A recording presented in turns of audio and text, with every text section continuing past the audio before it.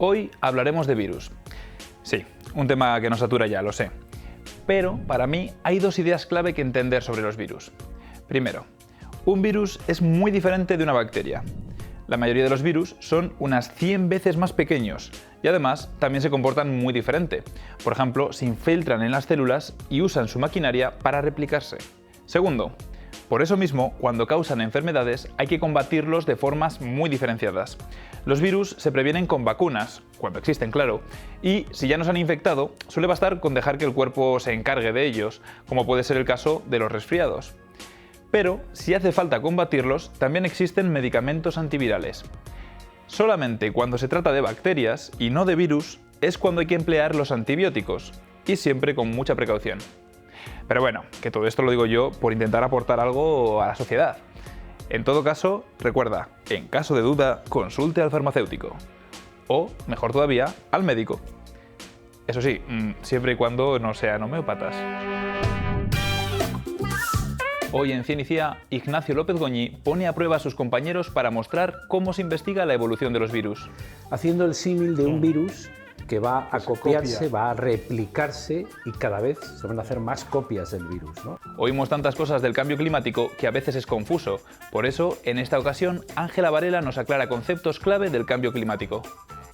Con Carlos Briones reflexionamos sobre los virus. ¿Están vivos? ¿Cuál ha sido su papel en la evolución? Resulta que hay muchos más virus que no hacen nada o que incluso hacen cosas buenas a virus que hacen cosas malas. Gemma del Caño nos explica los diferentes tipos de azúcares y cuáles son las recomendaciones más saludables. Durante años, el foco se desvió hacia las grasas cuando en realidad debería haber estado puesto sobre el azúcar libre. Finalmente, Martín Pérez nos presenta un problema medioambiental que aparece en muchos ecosistemas por el exceso de nutrientes procedentes de actividades humanas. Los fertilizantes, a pesar de ser una gran herramienta, pueden ser peligrosos para el medio ambiente. Y por ello debemos hacer un uso responsable de ellos. Ahora, dejaros infectar por el virus de la curiosidad y disfrutad de este capítulo de Ciencia.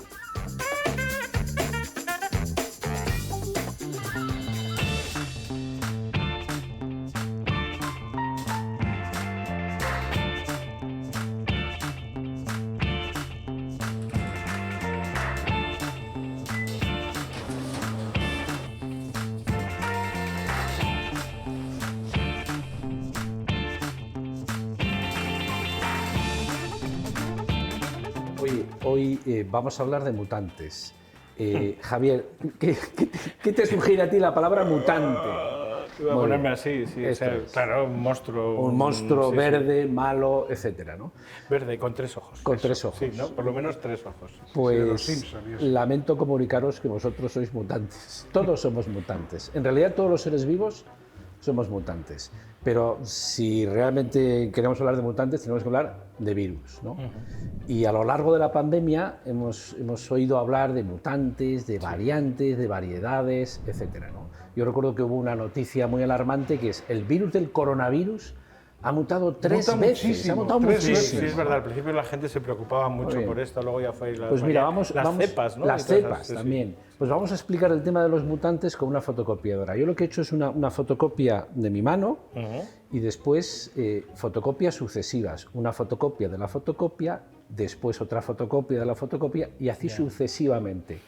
Haciendo el símil de un virus que va a copiarse, va a replicarse y cada vez se van a hacer más copias del virus, ¿no? Y las hemos puesto aquí. Estas son de diferentes generaciones, ¿no? Diríamos, diferentes, sí. Eso es, diferentes, pero es siempre el mismo virus, es siempre la misma mano, es el coronavirus, pero en realidad lo que vemos son variantes genéticas, diferencias genéticas que ocurren en ese error en la replicación, que es en ese error en este caso de la fotocopiadora. A veces se suele decir que los virus RNA mutan mucho más que los virus que tienen genoma DNA, y eso es debido a que la fotocopiadora de los virus RNA mete más errores. Peor fotocopiadora, más barata. Es más barata. Claro, aquí lo que pasa es que al hacer la fotocopia de la fotocopia se van perdiendo detalles, se van cambiando en general, ¿no? Eso es, se van produciendo esas mutaciones. Sí, ya se ve que hay unos de más calidad y otros de menos. Y de hecho a veces también habremos oído quizá que el virus de la gripe muta más que el virus que el coronavirus. Y esto es porque los coronavirus, además de ese error en la fotocopiadora, una cosa que tienen es un mecanismo para reparar esos errores de su fotocopiadora. Por eso los coronavirus mutan un poquito menos que el virus de la gripe, pero ya vemos que son nubes de mutantes. Lo que os voy a pedir ahora es a ver si las podemos, si sois capaces de ordenarlas. ¿Cuál es la primera, la segunda, etcétera? Yo la primera diría que... Pues tira. Sí, Esta de cojo aquí. yo. Bueno, pues esta, y las vais poniendo ahí. Voy poniendo aquí, ¿no? La segunda. Esta es la original. ¿Aquí? ¿Esta podría ser? Sí. Ay. Toma, te dejo seguir, Joaquín. Así. Pues yo diría que la tercera es esta. Tiene que ¿no? ser, sí, Sí. sí. ¿O esta? No. No, yo creo que es esta. Muy bien. No, sí, tiene como Sí. más líneas. Igual las ponemos para que nos quepan todas Sí, juntas. eso es, así, muy bien. Un poco así. La siguiente, La siguiente... Ay. Esa, yo creo esta, que esa tiene como más color, ¿no? Claro, Yo en creo cualquier que la caso, en el siguiente mundo os daría- fotocopia es esta. siempre hay una degradación de Esta. copia a copia. En el mundo vírico no necesariamente. bueno, pero son diferencias Sí. genéticas. esta Y la es última es. La última claramente ya. Muy bien. Esto, como veis, esa nube de mutantes, incluso podríamos llegar a ordenarla, ¿no? Sí, sí. Y con esto nos permite hacer filogenias. Por ejemplo, ahora habremos oído en estos meses la aparición de Omicron, una variante del coronavirus que acumula 50 mutaciones, pero cuando se comparan se ve que llevaba muchos meses probablemente entre O nosotros. sea, esto sería alfa, beta, gamma, ¿no? No ¿Les llamáis así? exactamente, no exactamente, no, no porque es en eso. realidad lo que está ocurriendo aquí es que si tú sabes la frecuencia en la que se meten esos errores, si sabes la frecuencia en la que tu fotocopiadora mete errores, los puedes datar y puedes ordenar cuál es la primera, cuál es la última. Y en Omicron, por ejemplo, se dice, sabemos que apareció en noviembre. ¿Por qué? Porque sabemos la frecuencia con la que ha metido Y los si tú errores. ves esta y te faltan las de en medio, dices, esto no ha podido venir de ahí. No ha podido venir directamente, sino que... Me efectivamente. faltan algunas en medio, pero ha tenido que ser así. Y mira, y ahora, por ejemplo, estas son las variantes que hemos comentado, pero cuando hablamos de cepas, vosotros imaginaros que en ese proceso de copia metemos un error muy grande, un error en la que ya tiene un efecto biológico en las propiedades de ese virus. Entonces hablamos de cepa. Estos serían variantes genéticas, pero esto ya, que ya tiene unas propiedades distintas, pues le falta un dedo, o lo tiene escondido, es el mismo virus, es la misma mano, es mi mano, es el mismo coronavirus, pero es una cepa distinta.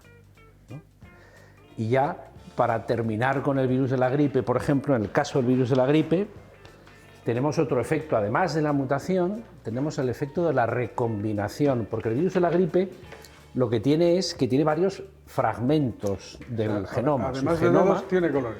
tiene colores, tiene varios fragmentos, distintos fragmentos del genoma. De manera que tenemos distintas cepas del virus de la gripe, que puede llegar un momento en el que se junten, infecten a una misma célula, y entonces ahí se mezclen, se recombinen, y aparezca una cepa totalmente nueva. Estas cepas nuevas por recombinación del virus de la gripe son las que nos pueden llegar a dar muchos problemas, son las que pueden acabar produciendo una pandemia. Y eso es recombinación, que no tiene nada que ver con mutación. Esto es que era recombinación y eso es mutación. ¿Vale? Muy bien. Bueno, yo creo pues que Yo creo que ya lo he entendido todo. lo habéis entendido. Pues yo corresponde creo que ahora nos tenemos que recombinarse un poco. Pues yo creo que nos recombinamos. recombinamos un poco y, ¿Verdad? y nos Yo creo vamos a que tomar una caña. Esto es ya perfectamente recombinados. Pues vamos. Pues Nos venga, vamos. Perfecto. nos vamos.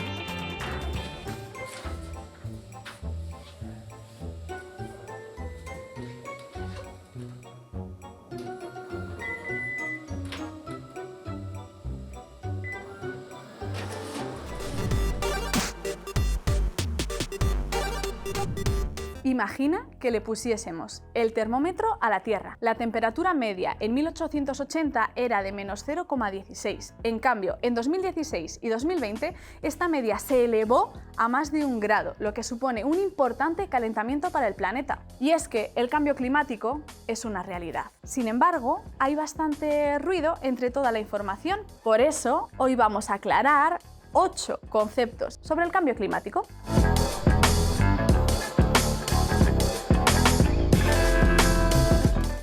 1. Calentamiento global no es lo mismo que cambio climático.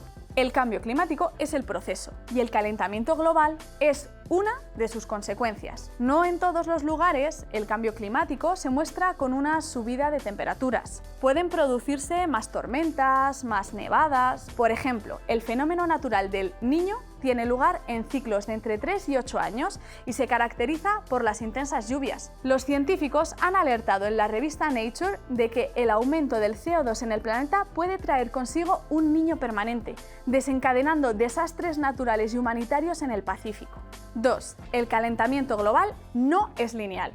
¿Qué quiere decir esto? Aunque hay años en los que se aprecian altibajos, la tendencia general es una subida progresiva de la temperatura. 3. El planeta no se está enfriando. Algunos científicos en la década de los 70 alertaron de que la Tierra se dirigía hacia un enfriamiento. Pero esto es ciencia y se encuentra en constante revisión.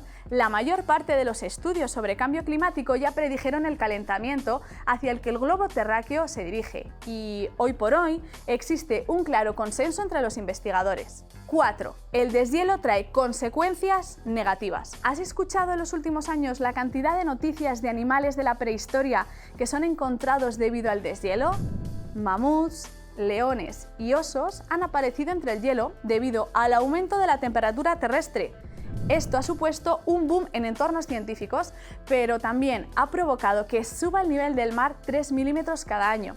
En un futuro, si seguimos así, no vamos a poder disfrutar de Cadaqués, de Comillas, de Guetaria o de Llanes, porque estarán cubiertas por el mar. 5. El Sol no es el responsable de la subida de la temperatura. La estrella de nuestro sistema solar tuvo una época de gran actividad en los años 30, pero desde los años 50 su brillo es cada vez más tenue y a pesar de no calentar más, se sigue produciendo una subida de la temperatura. 6. La Tierra no puede hacer frente al CO2 que produce la humanidad. Los seres humanos producimos un pequeño porcentaje del CO2 a nivel mundial, 30 gigatoneladas en contraposición con las 780 gigatoneladas que se generan con los procesos naturales. Aunque apenas parezca importante en un principio, la Tierra está preparada para asumir a través de sus mares ese CO2 natural y mantener el equilibrio. Este equilibrio ha existido durante 800.000 años, pero el CO2 está aumentando 15 gigatoneladas por año, rompiendo la proporción de lo que la naturaleza puede asumir. 7.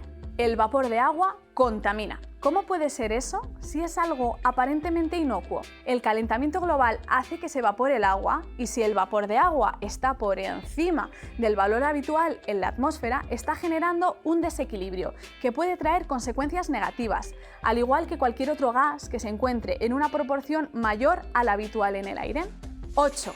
El cambio climático actual no es natural. Se han producido otros cambios climáticos a lo largo de la historia de la Tierra. El último periodo glacial terminó en la prehistoria, hace unos 10.000 años, dando lugar a la era en la que ahora mismo nos encontramos, el Holoceno. Estos calentamientos y enfriamientos se han debido con anterioridad a factores naturales como son el cambio en la órbita terrestre. Sin embargo, la ciencia ha evidenciado que el cambio climático actual se debe a la intervención del ser humano en estos procesos naturales. Si creías que el cambio climático solo consiste en inviernos más suaves y veranos más largos, recuerda que, aunque aparentemente a ti no te afecte tanto, también implica otros cambios con consecuencias catastróficas para la vida en el planeta Tierra.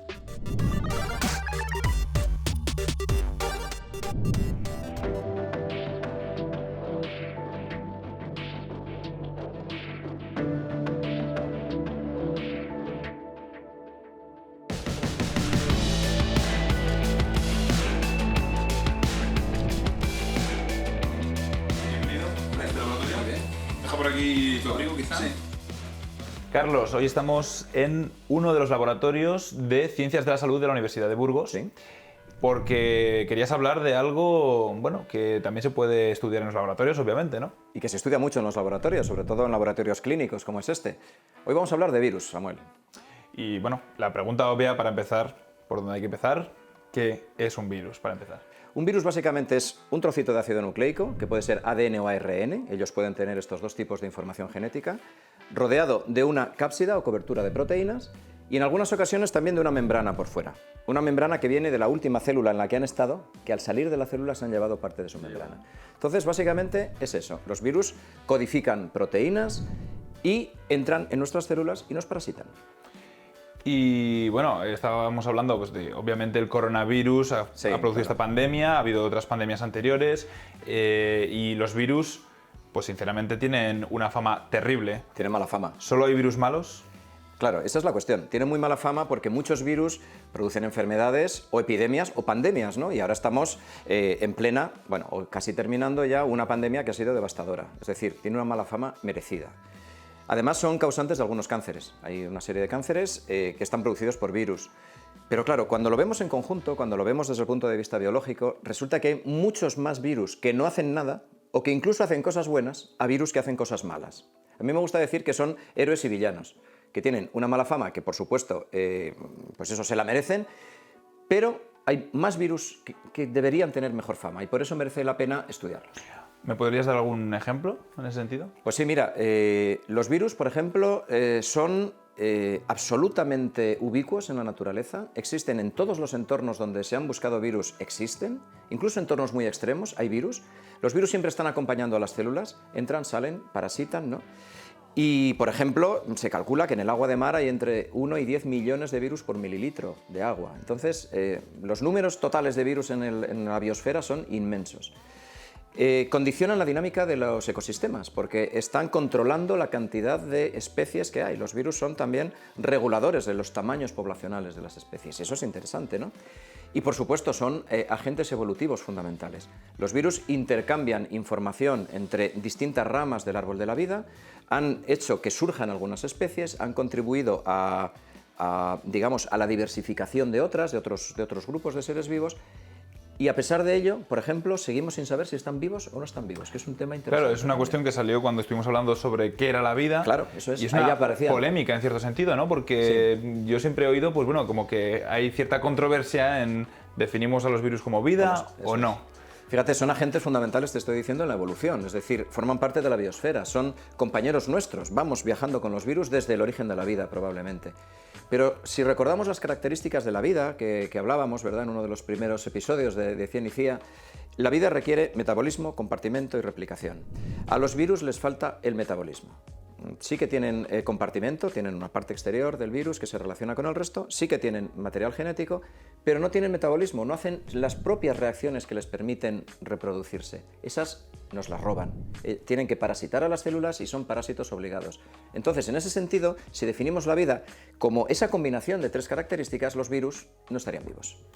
Me decías que los virus no solo son villanos, sino que también son héroes, entre otras cuestiones porque han tenido su papel en la evolución. Sí. ¿Me podrías dar algún ejemplo y quizá incluso de nuestra evolución? Pues hay un ejemplo que a mí me gusta mucho recordar. Fíjate, hace unos 150 millones de años los mamíferos éramos ovíparos, ¿vale? Las equinas y los ornitorrincos son los que nos quedan, ¿no?, de esos tiempos de mamíferos que se reproducían por huevos. Pero otra rama de los mamíferos, que originaría todos los demás mamíferos actuales con el tiempo, esa otra rama fue infectada por un virus, parecido a un retrovirus actual, parecido, si quieres, al virus del SIDA, y la información genética de ese virus se integró en una zona de una proteína de las que codificaban la membrana interior del huevo, una de las capas. Entonces, al final, esa membrana, ¿sabes en qué se acabó convirtiendo? En la placenta. Entonces, a partir de ahí, lo que era un desarrollo, una reproducción ovípara, se acabó convirtiendo en una reproducción placentaria. Somos vivíparos. Y lo somos gracias a los virus. Y claro, al ser vivíparos tenemos un tiempo de gestación más largo, una capacidad de desarrollo más controlada y, por ejemplo, se desarrolla más nuestro cerebro. La evolución de los primates hacia humanos, en cierta medida, fue posible porque teníamos opción de desarrollarnos intrauterinamente. Por lo tanto, Samuel, estamos aquí en parte, los humanos, tú y yo y todos los demás, gracias a los virus. Muchos recordaréis el drama que tuvimos años atrás con lo terribles que eran las grasas, nutricionalmente hablando, en la alimentación. Empezaron a aparecer productos con reclamos en sus envases, 0% materia grasa. Desde hace unos años lo que vemos es 0% azúcar. El foco por fin se ha puesto en los problemas que derivan de un elevado consumo de azúcar libre. Y ahora viene la pregunta del millón. ¿Cuánto azúcar libre puedo consumir?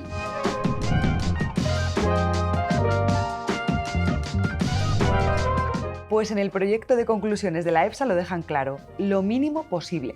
Aún está en la mente de muchos que el consumo de grasa es nocivo para la salud, así, en general, sin matizar. Nada más lejos de la realidad. Hoy en día, sabemos que es necesario diferenciar el tipo de grasa. No es lo mismo hablar de grasas trans que de las que encontramos, por ejemplo, en el aceite de oliva. De hecho, las grasas trans tienen una regulación de máximos en productos tan estricta que casi ni merece la pena utilizarlas por la industria. Durante años, el foco se desvió hacia las grasas cuando en realidad debería haber estado puesto sobre el azúcar libre. Más vale tarde que nunca, dicen, pero en este caso, ese tarde nos ha llevado a altas tasas de obesidad, alarmante incluso en población infantil, a diabetes tipo 2, a enfermedades cardiovasculares, a caries. Igual que hacemos una distinción entre las grasas trans y, por ejemplo, las monoinsaturadas, debemos hacerla con el azúcar naturalmente presente en lácteos o en frutas y el azúcar libre, que comprende el azúcar añadido a los productos y el que se encuentra en miel o zumos de frutas, que aunque esté naturalmente presente, en el cuerpo se comporta como azúcar libre, con similares efectos incluso al azúcar añadido. Una aclaración que quiero aquí. La fructosa en bolsa que encontréis en el supermercado es azúcar añadido, aunque su nombre recuerde a la fruta. La fructosa en la fruta, no en la bolsa. Sigamos. Vale, el azúcar libre fatal. ¿Pero cuánto podríamos consumir al día? En estos casos tenemos que hablar de nivel máximo de ingesta tolerable. Es un valor nutricional que establece el nivel máximo de ingesta diaria a largo plazo que podemos tomar sin que suponga un riesgo para la salud. Hasta ahora teníamos en nuestra mente las recomendaciones de la OMS en las que nos contaban que no podíamos consumir más de 25 gramos al día de azúcares libres. Eso es el 5% de la ingesta dietética total. Pero llega la EFSA. Y después de una evaluación independiente de más de 33.000 publicaciones científicas, 120 estudios y la estimación de ingesta de azúcares de diferentes categorías de alimentos en 25 países europeos, incluyendo a 135.000 personas, concluye que no se puede establecer un nivel máximo de ingesta tolerable en azúcares alimentarios. Conclusión: la ingesta de azúcares libres y añadidos debe ser lo más baja posible. ¿Qué podemos hacer nosotros? Ser conscientes de la necesidad de disminuir lo máximo posible la cantidad de azúcar que consumimos. Sin dramas, pero con cabeza. Leamos las etiquetas, no solo el panel nutricional. Con eso podemos comprobar si al producto que estamos comprando le han añadido más azúcar del que le corresponde por el propio alimento. De todas formas, la EFSA ya está realizando una consulta pública sobre este proyecto y recogerá nuevas informaciones científicas para tomar una decisión. A ver, sin necesidad de ser adivino, no tiene pinta de que los resultados vayan a cambiar.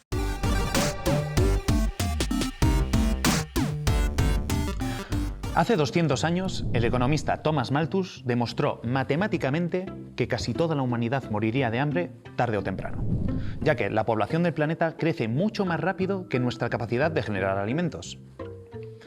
Sin embargo, 2 siglos después, aún seguimos vivos. ¿No es eso raro? Lo que ocurre es que Malthus no contaba con las maravillas de la química. Veamos esto.